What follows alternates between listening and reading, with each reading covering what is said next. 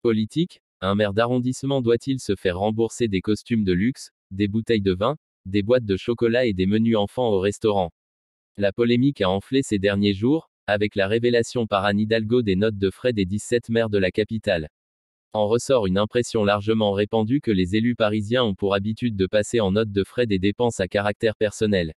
Et ce, qu'ils soient LR ou PS. À 6 mois des élections municipales, la question est devenue inflammable politiquement. À tel point que le candidat communiste à la mairie de Paris Yann Brossa s'est fendu d'un communiqué de presse incisif ce début octobre, dans lequel il affirme que, face à l'émoi suscité par ces révélations, il propose la suppression totale des frais de mandat.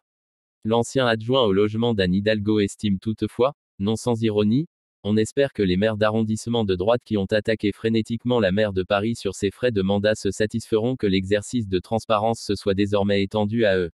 Bienvenue à HuffPoll, la nouvelle newsletter du HuffPost. La maire du 8e arrondissement de Paris Jeanne Dautesser partage cet avis.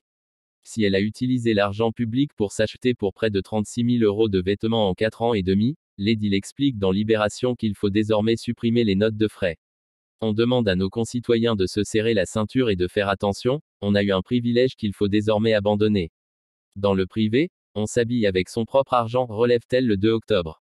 Jeanne Dautesser a pourtant largement profité de ce système, en vacances à Roanne-les-Pins, Alpes-Maritimes, en juillet 2024, elle en a profité pour s'acheter une blouse de marque pour un montant de 350 €, selon Libé.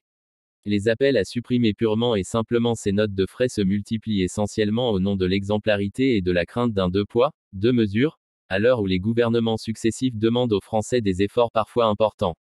Je comprends que quand on voit cette crise de surendettement à Paris, les Parisiens puissent être extrêmement choqués.